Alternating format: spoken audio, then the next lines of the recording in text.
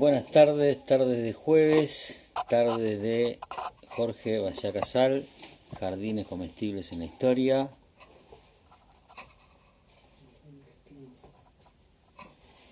Ya son las 6 de la tarde, así que ya en un ratito más estamos viendo a ver qué nos tiene preparado hoy Jorge. Sole, ¿cómo estás, Sole? Soledad Llames con nosotros. Ahí vamos saludando. Silvana, ¿cómo estás? Gaby, de Cepre Garden. Esa que escuchan de fondo es mi nieta. Con el casco del tío. Sí, retándolo al tío. Cosas que siguen pasando en esta cuarentena. ¿Cómo estás, Sole? Daniel Martín, ¿cómo estás, Dani? Laura, Rosalía, Andy de Árboles Casa, ¿cómo estás, Andy? Rosario, se van sumando, se siguen sumando más. Jimena, Laura, buenas tardes. Karina, Historias en Verde. Vamos a tener Sherlock 5668, Cristian Ponce. Bueno, ahora el que no encuentro es a Jorge, no lo encontramos. Elina Llaver de Mendoza. Tenemos muchas cositas ahí para el otro día. Nos envió un videito muy lindo, muy lindo. Pablo de Árboles Casa. Pablo, ¿y yo qué dije? Que recién estaba Andy. Bueno, es medio parecido el Instagram. Cristina Ponce, Ana Vallacasal, ¿cómo estás? La hermana de Jorge, estamos en familia. ¿Cómo va, Pablo? Bueno, con las disculpas, pero es un Instagram parecido. Somos socios, perfecto, perfecto. Ah, estaba bien, ahora sí. María Cristina, ¿cómo estás? Esa manito que salió ahí de mi hijo. ¿Qué pasa, Jorgito, que no aparece?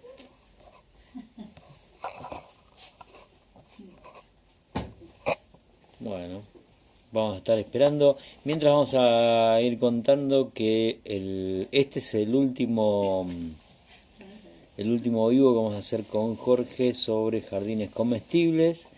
El jueves que viene se suma Karina, va a salir con Jorge, van a estar hablando, van a dar dos miradas sobre un jardín en particular. Está bueno, la mirada del paisajista, la mirada del artista plástico, la mirada del fotógrafo, porque es las dos cosas. Karina también, enverdecida, ¿cómo estás? Así que vamos a seguir enriqueciendo. También Luján va a tener su participación para con Jorge. Supongo que bueno, acá va a haber unos cuantos que se van a querer sumar para tener una charla con Jorge Vallacasal, con Luján. Sigue hablando mi nieta, habla más que yo, mi nieta.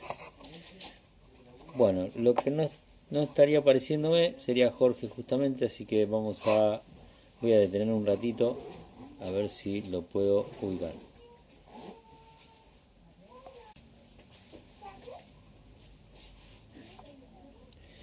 Lombrices felices. Muy bien, acá estamos de vuelta. Ahí está teniendo algún problemita Jorge para entrar, así iba a fijar de la otra cuenta, a ver si podía acceder.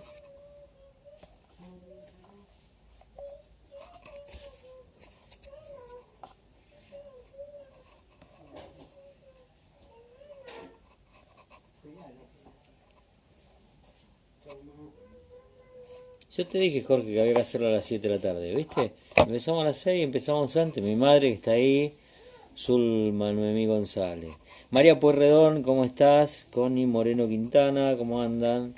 Acá estamos esperándolo a Jorge, haciendo tiempo, estirando. Que son las madres, ¿eh? Inés, ¿cómo estás? Inés de la Quebrada de los Cuatro Vientos, Dulevich. ¿Cómo estamos? Bueno, acá estamos esperándolo a Jorge.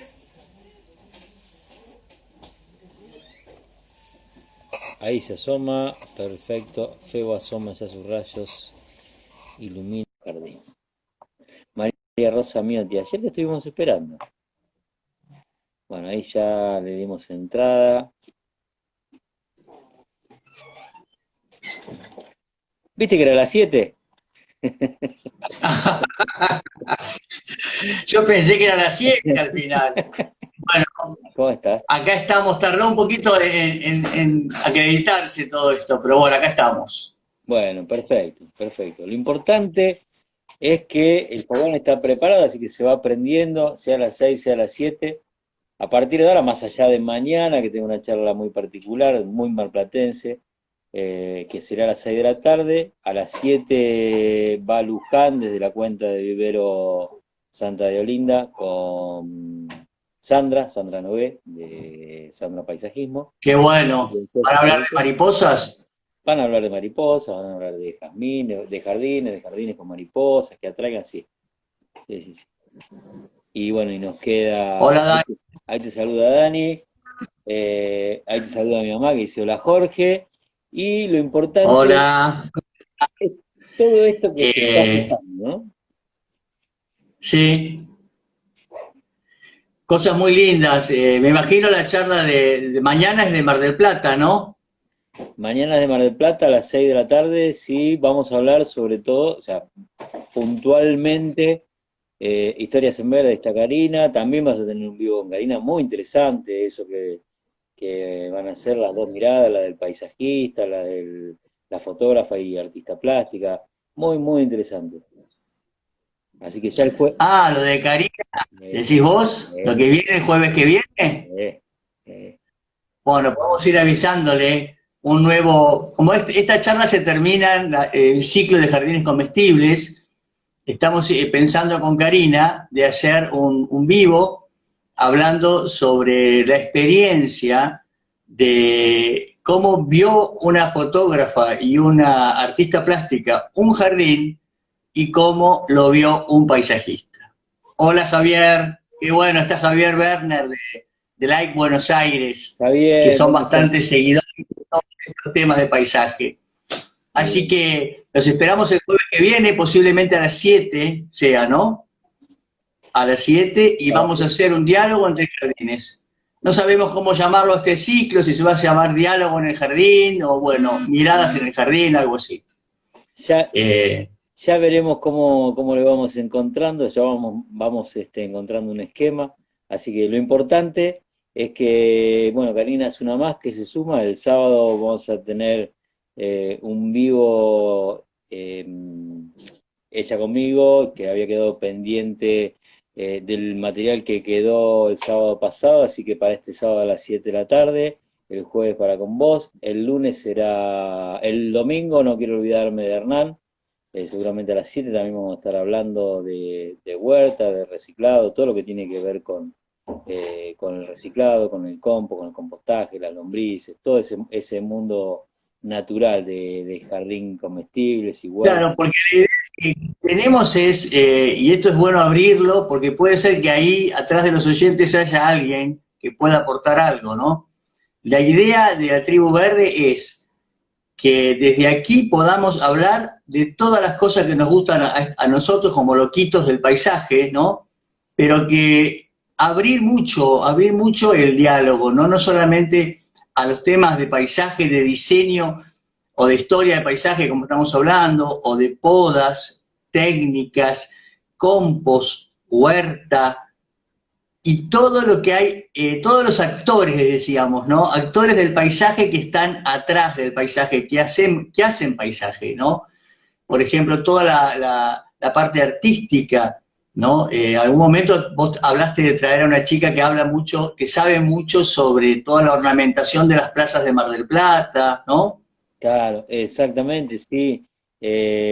Adiechie, Costanza Adiechie, que es una restauradora y está capacitada se ha hecho un posgrado en Italia y hace toda un trabajo de restauración de lo que son los monumentos de Mar del Plata, que es muy interesante, muy, muy interesante todo aquello que se nos pasa de largo, que es la charla que tenemos con Marta Lamas, me hace mirar mi Mar del Plata exacto. con otros ojos, ¿no? Y esa es un poquito la idea.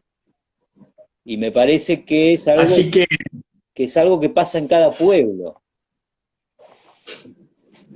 en cada pueblo. Y tenemos, hola Miguel, y tenemos, ¿sabes qué? Muchísimo patrimonio de paisaje que es necesario revalorarlo a nivel popular. Tenemos que toda la sociedad ser consciente de lo que hay, ¿no? En cada plaza de pueblo, en cada quinta, en cada estancia inclusive, ¿no?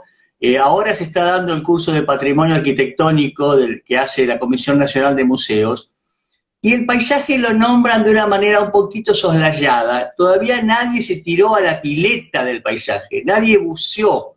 En realidad sí, bueno, Sonia Berman sabemos que buceó, pero desde la comisión, desde los entes gubernamentales, todavía no está instalado el tema de la protección real del paisaje. Declarar un jardín histórico como un bien realmente protegido por ley, y cuando se trabaja en esos jardines se tendría que aplicar la Carta de Florencia y un montón, digamos, una serie de normativas internacionales traducidas a nosotros, que es posible hacer. De hecho, yo lo he hecho, pero lo hice por mi cuenta, pero nunca tuve un control del Estado, ¿no? Claro. Porque es una deuda. Ahí María Pueyrredón dice que es una lástima que todo lo que es paisaje está un poco olvidado, ¿no? Nosotros como paisajistas tenemos que saberlo, tenemos que decirlo, ¿no? Y yo como arquitecto me animo a decirlo públicamente también.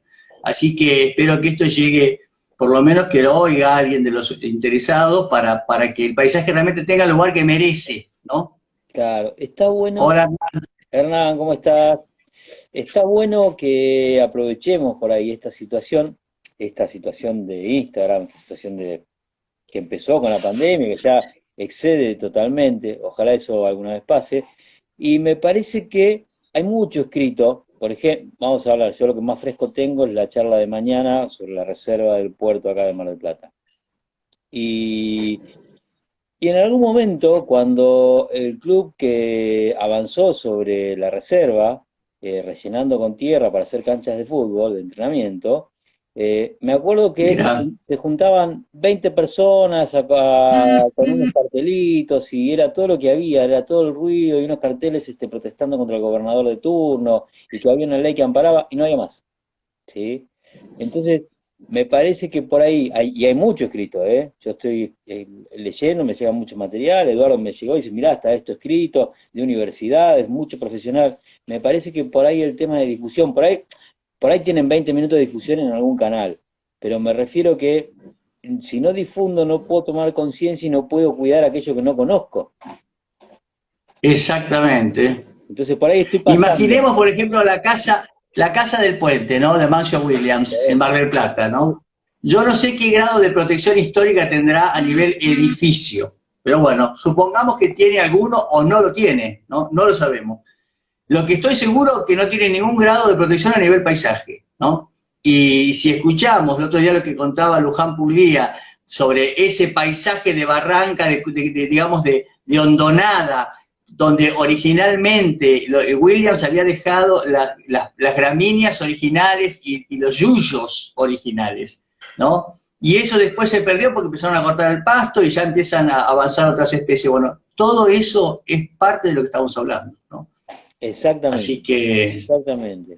Y tiene que ver, vos nombraste justamente ese detalle que era el que había dicho Luján Puglia, o Puglia, que era que se podía hacer que se visite el lugar, pero respetando ese paisaje original, o sea, el que se ideó originalmente, que era una combinación de esas gramíneas, de algunas nativas, algunas no nativas, y también el bosque de roble, que no es nativo definitivamente, pero había el un bosque respeto por es esa... nativo, pero ya es un paisaje cultural. Exacto. ¿Entendés? Vos tenés que proteger paisajes desde distintas categorías, lo existente, lo nativo, lo cultural, tiene su peso también y bueno, tiene su manejo también.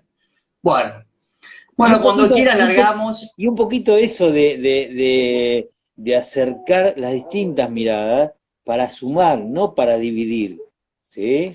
Me parece que Exacto, eso es el espíritu nuestro que tenemos como tribu sí, y como tenemos un sí. espíritu y tenemos unas ganas y nos genera una energía, también nos da y nos pone sobre la espalda y sobre el pecho una responsabilidad. Y acá está la curiosidad. Bueno, y aquí estamos para eso. Hola. Apareció un duende Ahí ahí. está, ahí está, ahí está. Hola, Ahí está, ahí está mirando. Hola, ¿cómo estás? Está comiendo ¿cómo galletitas. estás? Qué linda sos, Hola, che. hola. Ah, hola. Bueno, vamos a continuar un poco con lo que habíamos dejado, ¿te parece? Dale, Así nos da el tiempo, dale. ¿eh? Yo voy a dar vuelta a la cámara y estoy. Y recordemos un poquito en qué habíamos quedado, ¿no? Habíamos visto la evolución de las estancias, con todo lo que es la huerta y el jardín comestible en la estancia. Después habíamos visto qué pasaba con las quintas, ¿no? Y llegó el momento ahora de ver que esas quintas del siglo XIX, que ya las habíamos estado estudiando, que cómo era la relación tenían una gran relación con el jardín comestible, ¿no? Eso había sido a causa de un factor que podemos llamar la revolución del agua.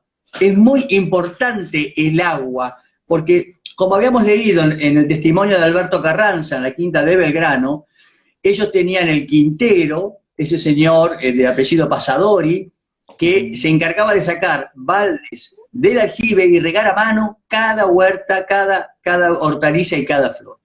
Ahora, ¿qué pasa? A partir de 1860-70 empiezan a haber nuevas maneras de conseguir agua que se van a popularizar recién hacia 1900.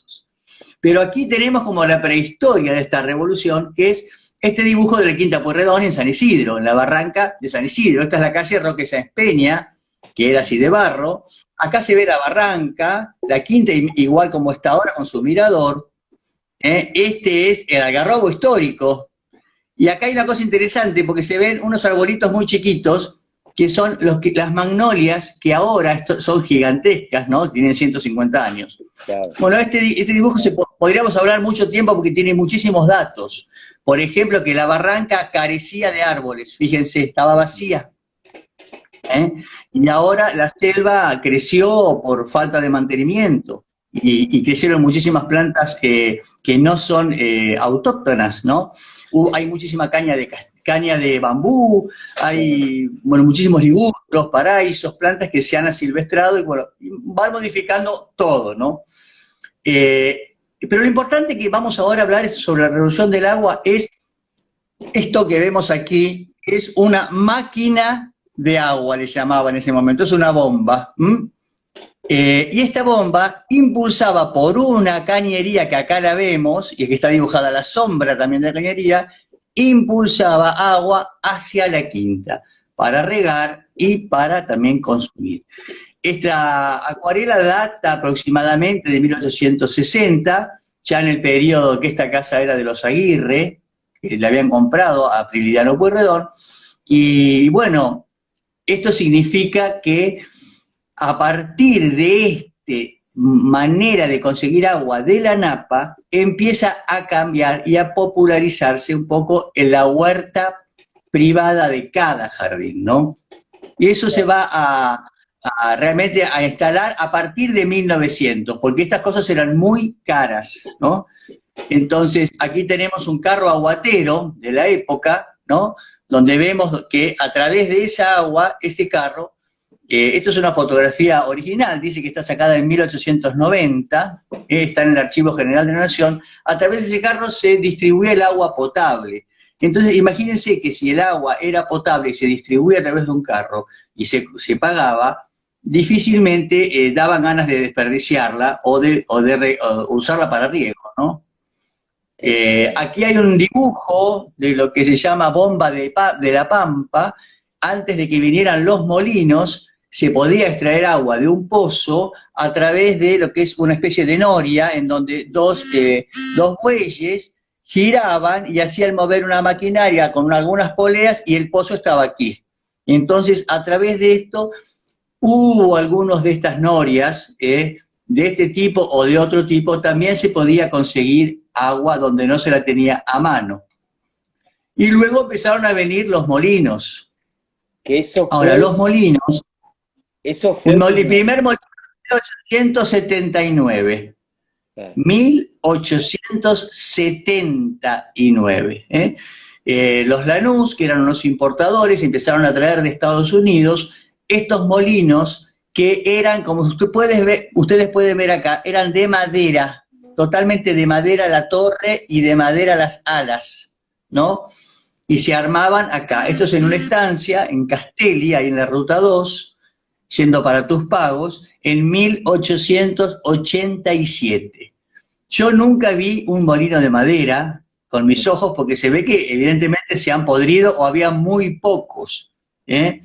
Tenían una marca de, digamos, comercial que era Corcoran. Aquí vimos otro molino, me voy a acercar un poquito al teléfono, ahí está, ¿ves? Ahí se ve la base de madera y el coronamiento que ya lo habían cambiado a chapa. Esto dice que estaba en Vicente López, que tengo que, ahí está, y que el molino original era de 1880, pero que en 1914 le colocaron la rueda de metal. Y lamentablemente este molino no existe más, pero a través de esto hubo una verdadera revolución, porque ya sea en el campo como en las quintas, estos molinos empezaron a ser el leitmotiv, ¿no? Y empezaron a ser paisaje. Por ejemplo, ahora que estamos con Hendrik investigando sobre las quintas de Hurlingham, y también los invito a todos que esa va a ser la nueva saga de charlas. Paulín también me dice que hasta hace muy poco tiempo los molinos eran signos identificatorios de las antiguas quintas de Hurlingham, ¿no? Y es verdad, acá en San Isidro todavía hay un molino, que ahora cuando se abra la cuarentena yo voy a ir a buscar para sacar la foto. Está en la barranca, pero todas las quintas tenían su molino, ¿no? Era indispensable claro, para la vida, para el cultivo. es que estoy pensando en ese paisaje que vos decís que empezaron a hacer, previo al molino, pensando no solamente en la huerta, sino en el ganado, que sí o sí tenés que esperar o una laguna, un bañado, un arroyo, y esto revoluciona el traslado ya entre el alambrado y el molino, revoluciona el establecimiento del ganado. Fíjate cómo es muy, muy cierto lo que decís, y fíjate cómo cambia incluso la ocupación de la pampa, ¿no? Con el molino, con el alambrado y con el fusil, algunos dicen también, para echar a los malones. Pero, ¿por qué? Porque antiguamente, antes de estas innovaciones, las estancias necesitaban sí o sí tener lo que se llaman aguadas naturales, ¿no? Bueno, Entonces, todo el sur de la ciudad de Buenos Aires hacia Mar del Plata, justamente, está caracterizado esas tierras por tener una gran cantidad de arroyos y de bañados, ¿no? Que desagotan en el mar. claro. Toda esa zona de Chascomús y el sur hasta el Salado, incluso hasta pasando el Salado, fue la primer parte poblada del campo argentino, ¿no? Porque utilizaban esas rinconadas, por ejemplo el Rincón de López. ¿Por qué se llama Rincón de López la estancia del abuelo de Rosas, que todavía está ahí y es muy linda? Se llama Rincón de López porque tiene un arroyo que hace un rincón, hace como un codo a 90 grados, y ahí ellos podían, esa hacienda cimarrón, salvaje, que la tenían que cazar, ahí ellos la podían aquerenciar, la podían encerrar. La hacienda no se movía porque tenía esos límites naturales de terreno. Y también la hacienda podía beber agua.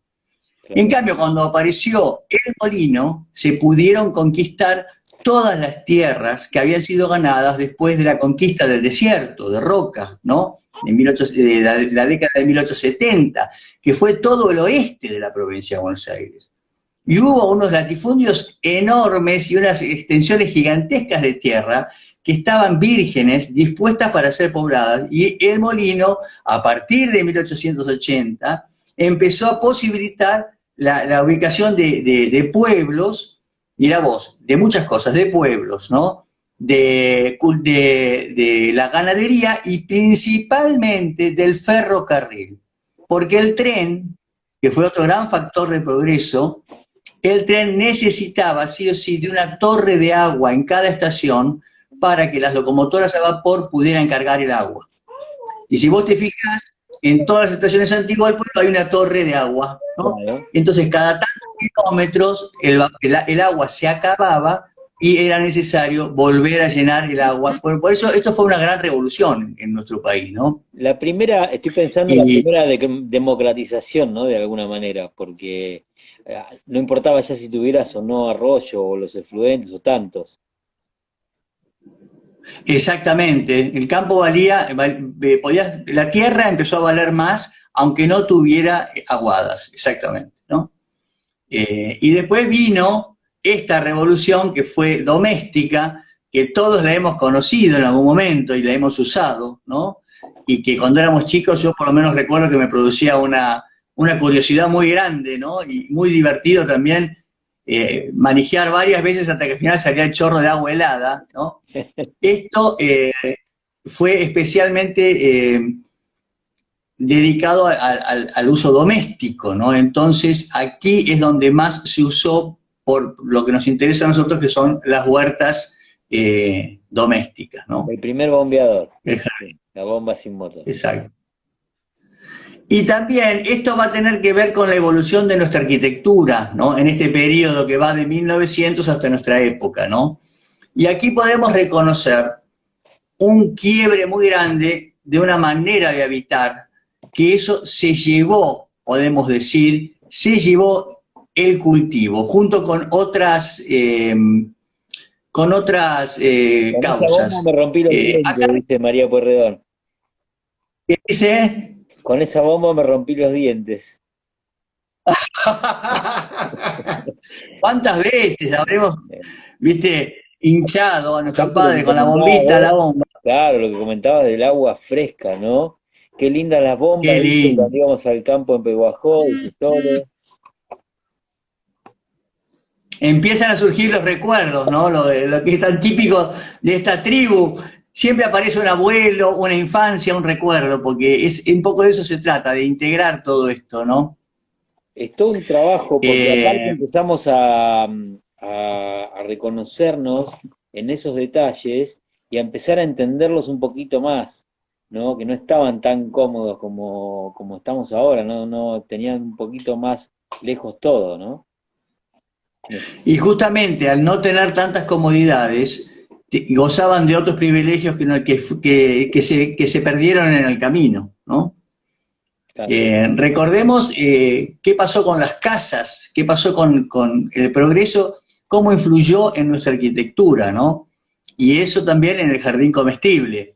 Aquí vemos una típica casa que algunas veces podemos llegar a reconocer en algún pueblo o en algún barrio de Buenos Aires o del Gran Buenos Aires, que es el inicio de lo que era antes la casa chorizo. Cuando se construía una casa chorizo, que son esas casas largas con patio, típicas de toda la provincia de Buenos Aires y del litoral, especialmente argentino, la gente empezaba por construir esta pieza, que se llamaba la pieza, ¿no? Sí. Construía la galería, 2 o 3 piezas más a lo largo, y después, cuando le alcanzaba la plata, construía sobre el frente una sala, ¿no? Una sala. Y le ponía un zaguán en este lugar donde estaba la puertita, entonces tenía como una habitación acá y una sala acá. Y ya quedaba la casa chorizo con el patio.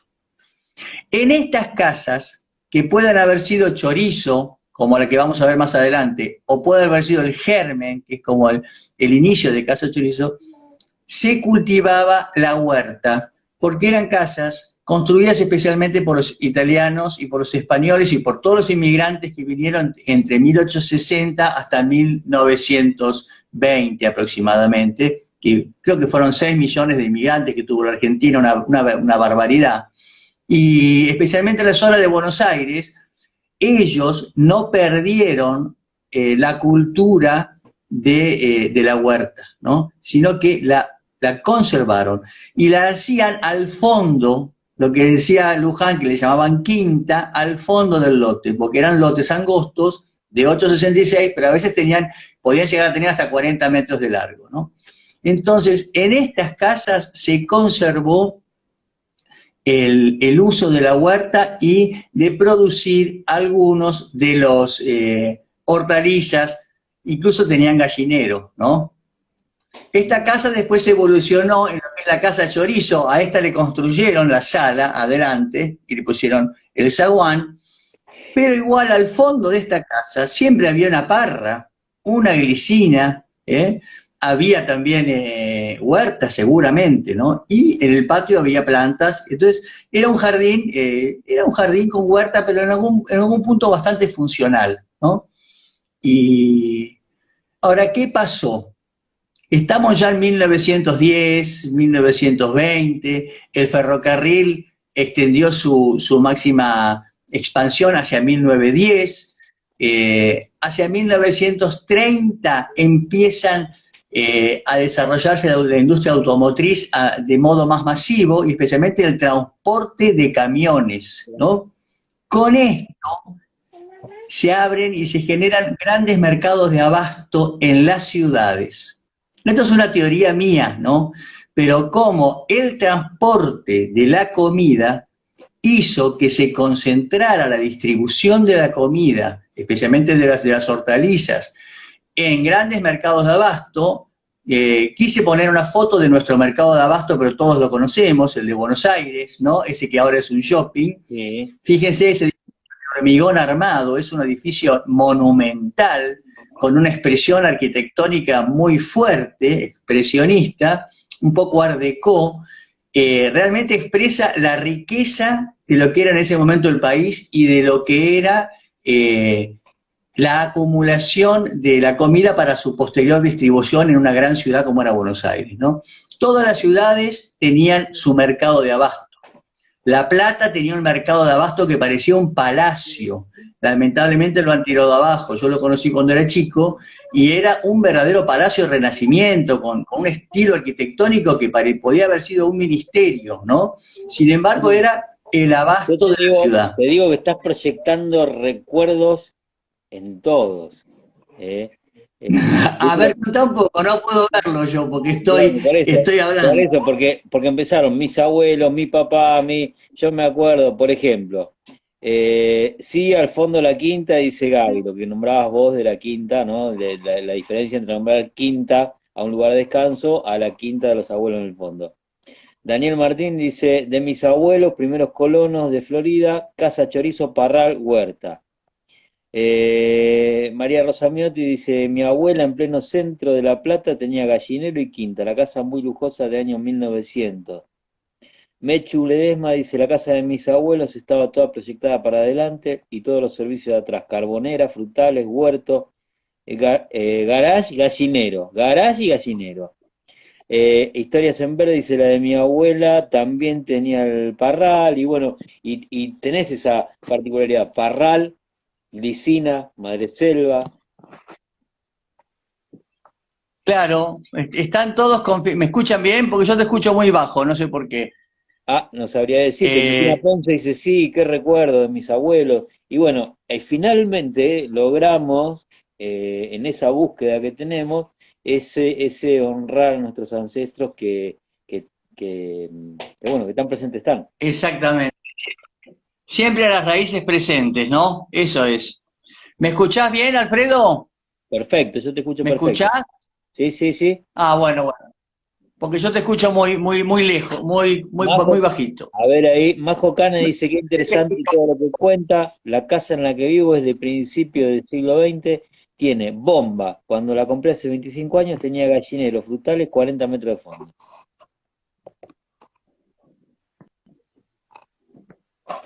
¿Cómo me escuchás vos? Bueno, yo no te escucho, ¿vos me escuchás? Yo te escucho perfecto. ¿Me escuchás? Sí, sí. Bueno, entonces voy a seguir y cuando vos hables voy a bajar un poquito yo, así te escucho más. Dale. Entonces mi teoría es que la aparición del mercado de abasto a causa de la facilitación del transporte automotriz, que puede distribuir las verduras y las frutas de una manera mucho más flexible dentro de la trama urbana de una ciudad, hizo que de a poco los consumidores, que antes eran prosumidores, como bien dice Hernán Corominas, ¿no? Antes éramos prosumidores, producíamos algo de lo que consumíamos. nos convertimos en consumidores. ¿Por qué? Por la facilidad de tener todo este verdulería a mano, ¿no? Y eso fue perdiendo cada vez más. Y también vino el modernismo en la arquitectura, que eso también influyó. Claro. Todos habremos visto alguna vez este tipo de casas en los pueblos de todo el país, especialmente del litoral del país, que es la parte más urbanizada de nuestro país, y también en el Gran Buenos Aires, ¿no? Estas casitas se llaman casa cajón. ¿Mm? En la arquitectura las conocemos como casa cajón. Hay un poema muy lindo de Alfonsina Storni, mirá vos, una.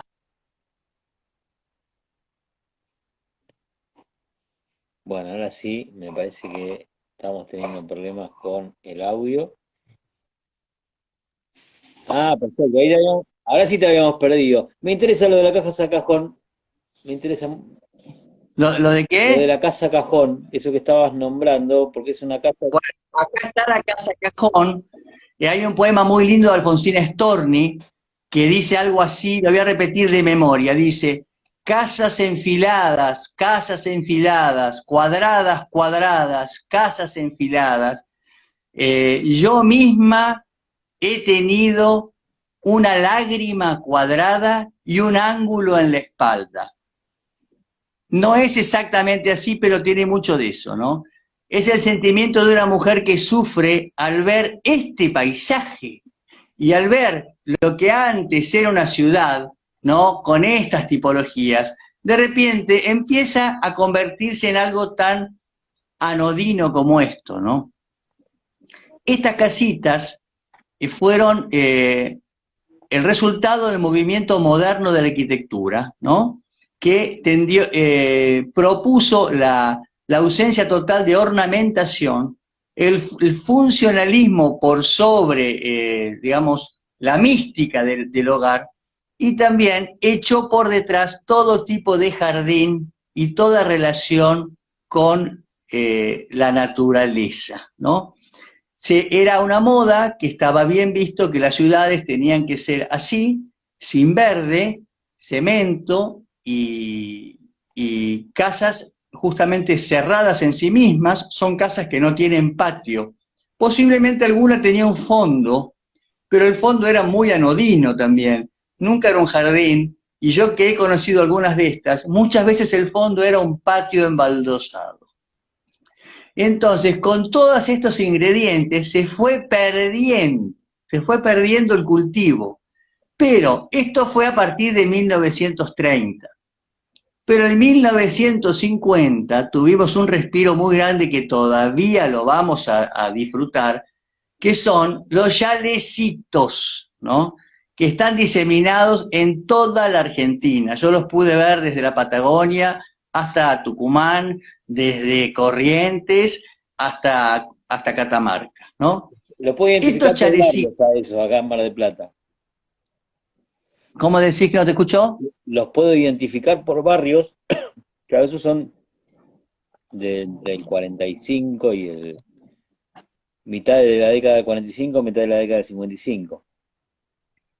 Sí, a partir de 1950 tienen que ver un poco con una ideología del gobierno justicialista Sí. que como traía muchos inmigrantes a las zonas de las ciudades y había muchísimo excedente de las décadas anteriores que había que repartirlo y bueno, ellos lo hicieron de alguna manera. Sin embargo, al hacer estos planes de viviendas que la financiaba el banco hipotecario por muy poca plata, cualquier persona podía acceder a tener su vivienda propia. Sin embargo, ellos eligieron este estilo y fue estudiado especialmente y se llama estilo californiano. Fíjese qué raro, ¿no? Californiano. Es un estilo que viene de las colonias, de las colonias californianas de California, justamente el estilo español que los españoles llevaron, ¿no? Especialmente las órdenes religiosas llevaron a California, ¿no? La teja española, Mm. algunos elementos de ladrillo, ¿no? Muchos muros. Y estas casas están influidas un poco por el modernismo, porque las ventanas ya no son alargadas y verticales, sino que son ventanas más modernas. Son casas cerradas, o sea que no tienen patio. Es el modelo de la casa europea, del centro europea, porque ahí cambiamos el modelo. Veníamos habitando en casas con patio, como habíamos visto en toda esta saga de charlas, pero a partir de 1930 empezamos a habitar en casas cerradas, ¿no? En casas que conservan el calor, contra otras casas con patio que son las que disipan el calor, ¿no? Trajimos esta metodología porque, bueno, se entendió que las leyes de habitación habían cambiado, que esto era una manera de ahorrar espacio y de ahorrar metros cuadrados de construcción. Ahora, lo bueno de estas casas, de estos chalecitos, es que siempre conservaban el jardín del frente y el jardín del fondo, y muchas veces conservaban un espacio intermedio entre ambas casas. Así que en estos chalets yo he visto cultivar muchísimas huertas privadas, ¿no? De esos italianos o esos mismos españoles que habían llegado al país y habían podido lograr comprarse esta casa, ¿no? Entonces, este fue la evolución un poco como podemos decir, el relicto del jardín comestible en el siglo XX. Fue un lugar donde se conservó, ¿no?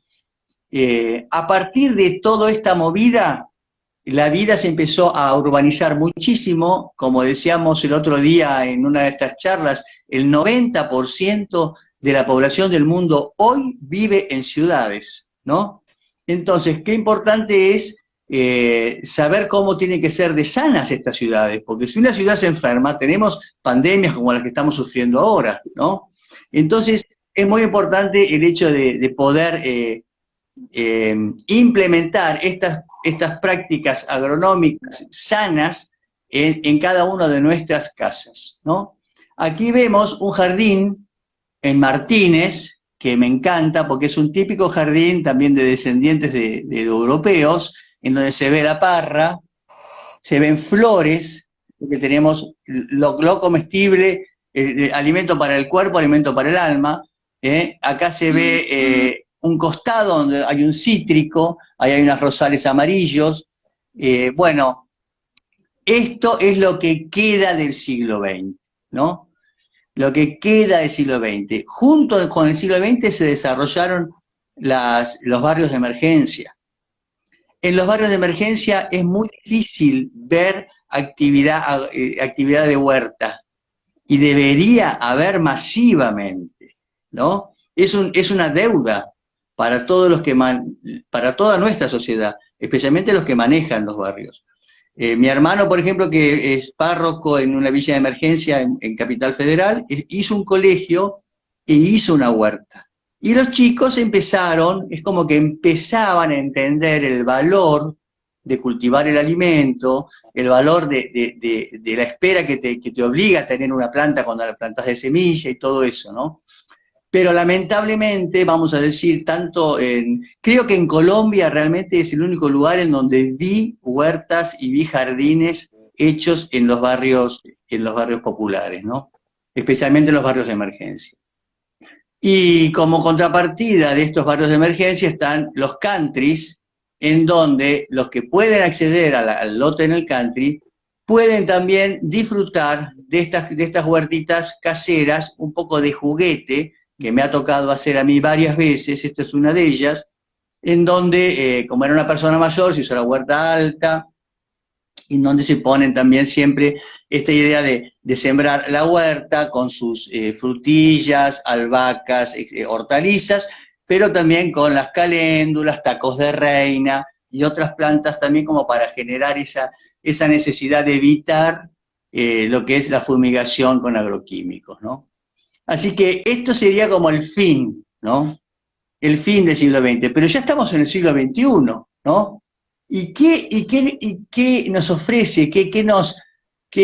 ¿Cuál es la expectativa? Entonces quiero traer acá esta ciudad de Inglaterra que se llama Todmorden, en donde dice que es la única ciudad en el mundo que es totalmente comestible.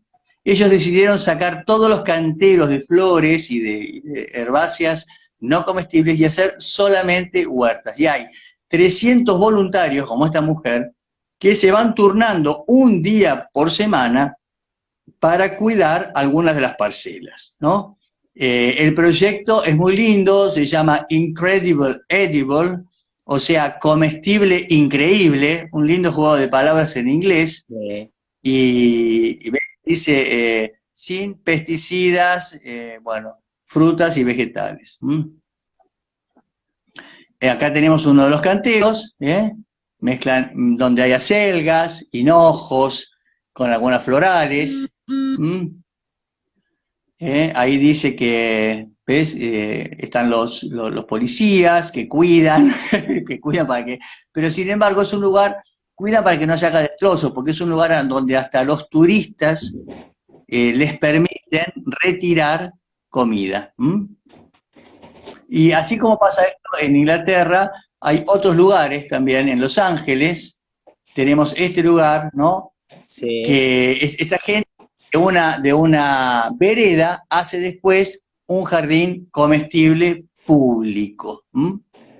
También tenemos el caso de Valencia, donde se organizaron con el nombre de Guerrilla Garden, y ellos están en contra de la urbanización excesiva de las ciudades, especialmente de las presiones del mercado inmobiliario. Entonces, en donde hay ¿cómo se llama? Un terreno vacío, y donde y generalmente son terrenos caros porque están bien ubicados y quieren, y hay posibilidades de construir un edificio que va a tapar las napas de agua, va a evitar tener un espacio vacío, o va a ocupar con edificación lo que antes era un espacio vacío. Ellos lo toman un poquito así de manera guerrillera y lo ocupan con huertos populares, ¿no? Así que las ciudades del siglo XXI posiblemente sean más parecidas a esto que a las ciudades del siglo XIX, que son las que tenemos en nuestra memoria, ¿no? Esta es una foto que saqué yo en Roma, ahí muy cerca de Santa María Maggiore, en donde está la cafetería, típico, ahí te tomás el cafecito ese romano, pero el cantero está hecho con repollos, con tomillo, con hinojo, todo hecho con plantas en plena ciudad, ¿no? Y aquí voy a pasar unos datos de algo que está en internet, que a mí me llegó por Facebook y que realmente me llamó mucho la atención, ¿no? En Berlín podés alquilar solamente 1 metro cuadrado de tierra para cultivar. Que bueno, es algo que se puede hacer porque no es tan caro, ¿no? Mira. Los científicos han demostrado, bueno, esto ya lo sabemos todos, ¿no? Que la jardinería puede hacernos más saludables y felices. Acá está el alimento espiritual del jardín, ¿no? El alimento del alma, no solamente de nuestro cuerpo. Los millennials quieren cultivar sus propios alimentos orgánicos. Y esto es una tendencia, ¿no? Es una tendencia donde no solamente, ahora, acá dice quieren cultivar, pero ya sabemos que hay gente que come solamente cosas orgánicas, claro, siendo mucho más caro, ¿no? La mitad de los nuevos arrendamientos en la última década han sido adquiridos por familias jóvenes. También esto es una tendencia, ¿no? O sea que se viene esto, ¿no? La edad promedio de los jardineros ha disminuido 5 años desde 2011. Los niños empiezan ya de chicos a valorar esto, porque tienen padres que también los llevan a esto, ¿no? Mirá qué lindo esto en relación a tanto prestigio. Después Sole Sá, que está diciendo en las vías de la lectura, hay cultivos. De huertos urbanos con el tamaño promedio de una cancha de baloncesto.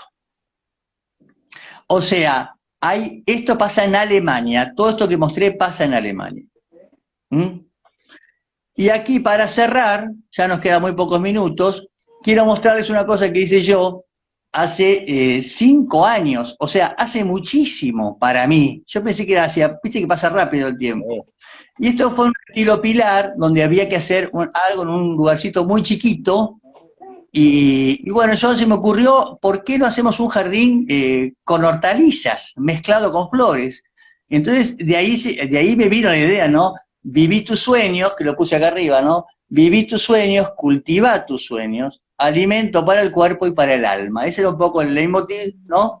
Y la idea era hacer un jardín que tuviera césped, tuviera un caminito, ¿no? Un borde de flores y unas líneas que significaban la voluntad del hombre sobre la tierra, la línea recta. O sea que los cultivos de hortalizas estaban en líneas rectas, mientras que dispersados estaban las flores, Lo ¿no? de la línea recta, un Bueno, poco un homenaje al suizo, a Le Corbusier. a Le Corbusier. Claro, porque él decía que el hombre hacía las líneas rectas, que los bueyes hacían los caminos sinuosos. Le Corbusier tiene un escrito muy lindo sobre el árbol, ¿no?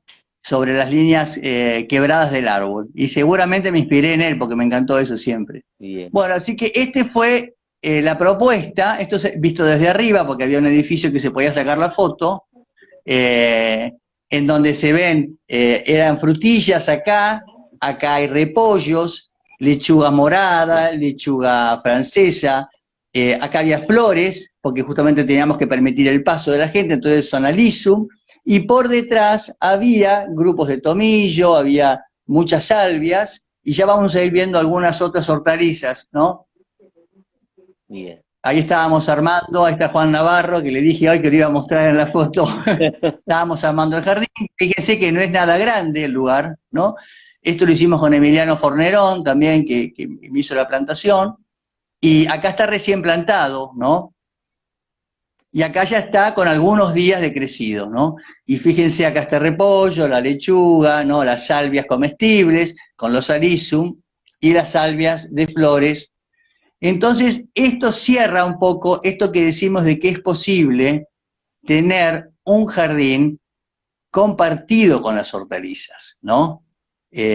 Por eso lo quería mostrar, ¿no? Estas eran las flores que atraían las mariposas, que atraían mucho los colibríes, pues son muchas salvias, ¿no? Acá se ven también unos hinojos que había, ahí se ven unas rúculas, bueno, es más difícil de identificar así, ¿no? Pero realmente era un efecto muy lindo, a la gente le gustó mucho, ¿no? Una berenjena que tuvimos la emoción de ver la flor y de ver el fruto en los pocos, no sé, como si dijera 20 días en total entre que hicimos el jardín y lo levantamos, ¿no? Así que ahí estaba la berenjena. ¿Mm? Y bueno, no hay mucho más, ¿no? La gente le gustaba, y especialmente los chicos eran los que más se divertían, ¿no? Y veían la frutillita, y había justo una frutilla en flor, ¿no? Así que es posible, esta es mi conclusión y es mi invitación para todos, ¿no? Vos sabés que me gusta ahí, Sole Sac decía que había en la Lucila, ahí en las vías del tren, que había algunas huertas, no sé si serán emprendimientos, no sé si serán vecinales. Acá hay una especie de propuesta similar en las vías que dan justamente a lo que es el complejo universitario, que es por donde también pasan, eh, cerca de donde está la casa sobre el arroyo, la de Mancio William. Eh, Sí, comentaste el caso, yo hago la siguiente referencia. Veo que justamente los que van teniendo huertas lo hacen por una cuestión más de esnovismo, de parte de tener el jardín como una cosa linda, más allá de cosechar cada tanto alguna verdura o alguna frutilla, o por ahí porque quieren cultivar algo orgánico, pero nombraste el caso de los asentamientos, las llamadas villas miserias, y en sí. contraste con la ruptura con la tierra, ¿no? Porque no hay, habiendo necesidad de alimentación, no hay una necesidad implícita, explícita del cultivo del suelo, de la huerta. No sé si será por el temor al destrozo, si será cultural, si dónde se rompió, cómo se lo renueva. Ahí me parece que tenemos una materia pendiente. Mira, para mí es cultural, y así como culturalmente se cortó, culturalmente se tiene que volver a tejer, ¿no? Es como un tejido roto de la cultura, ¿no?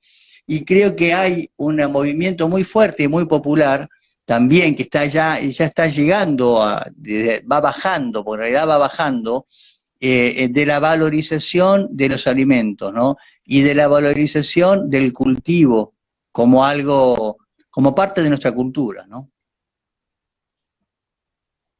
Sí, nos queda, bueno, habrá que ir descubriendo en el camino cuáles son las medidas a tomar por parte de esta tribu, ver cómo yo veo que van subiendo, les pido disculpa que el tema del horario, porque veníamos que las 7 que las 6 que las 7 que las 6 veo que nos vamos retirando con mucha más gente, pero bueno, les quedará en IGTV, queda también la posibilidad de que lo vean por YouTube, eh, y bueno, ya nos vamos a ordenar, ya nos vamos a ordenar.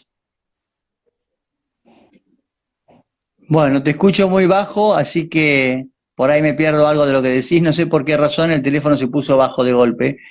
Eh, los invitamos a todos a que vean la saga completa en YouTube, en el canal de Tribu Verde, y si pueden, también les agradecemos que se suscriban, porque es una manera de ir sumando suscriptores como para después tener más productos en Internet que van a facilitar la difusión de todo esto. Nosotros queremos, nuestro objetivo es que todas las áreas del jardín y de los cultivos y del paisajismo sean realmente difundidas a todos los interesados y a todos los actores del paisaje, ¿no? Este es un medio muy poderoso para llegar a tanta gente y a tantos lugares del país. Ayer, ¿cuándo fue el Zoom de Luján? Fue ayer, ¿no? El de... Hicimos Sí, sí. un Zoom de Poda de Rosales donde había gente desde la Patagonia hasta Mendoza, o sea que es muy lindo poder difundir todas estas cosas de manera libre así a través del Internet. Claro, aparte se habían sumado, o sea, sabemos que 100 personas quedó mucha gente afuera que me decían cómo me sumo. Como había sido gratuito, tampoco se contrató un Zoom más grande. Así que bueno, la idea va a ser va a haber que buscar una plataforma más libre o mismo agrandar el Zoom, que eso bueno, va a haber que ver cómo arreglarlo, pero evidentemente hay que poner plata a Zoom, pero sí sabemos que es mucha la gente interesada y es que está interesada en aprender y hay mucha gente que también nos puede aportar y la idea es que que vayan aportando más allá de la provincia de Buenos Aires, porque agrandamos un poquito el juego, ¿sí? Y abrimos un poquito el juego para salir de Capital y de Gran Buenos Aires y nos encontramos que llegamos hasta Mar del Plata, hasta Chivilcoy, nos cuesta ahora pasar de la provincia de Buenos Aires, con algunos casos aislados, pero nos está costando. Entonces, bueno, que se vayan sumando, porque si bien Karina es de Tucumán, pero está viviendo en Buenos Aires hace tiempo. Así es. Bueno, y los esperamos el jueves que viene a las 19 horas sobre dos miradas sobre el jardín del Palacio Noel, el Museo Nacional de Arte Hispanoamericano, Isaac Fernández Blanco, que está ahí en Arroyo y Suipacha, cuyos jardines fueron restaurados hace poco, así que Karina va a tener una mirada de artista y fotógrafa y yo una mirada de paisajista. Me encantó eso. Así que bueno, jueves que viene, Jorge con Karina, vamos a seguir con este ciclo, en este caso de Jorge, vamos a ver cómo le llamamos. En el caso de mañana, vamos a estar a las 6 de la tarde hablando de la Reserva Natural de Mar del Plata. A las 7 de la tarde va a estar Luján en la cuenta de Vivero Santa de Olinda junto a Sandra Nové. El sábado estamos con Karina, hablando también sobre arte. El domingo Hernán, lunes vuelve Luján, y bueno, y así iremos recorriendo la semana. Y aquellos que están del otro lado y puedan llegar a mandar algún video de su huerta, de su jardín, de algún proyecto, sea paisajista, jardinero, ama de casa o no sé, o mecánico con ganas de plantar o de trabajar la tierra, que nos manden a ver qué es lo que tienen.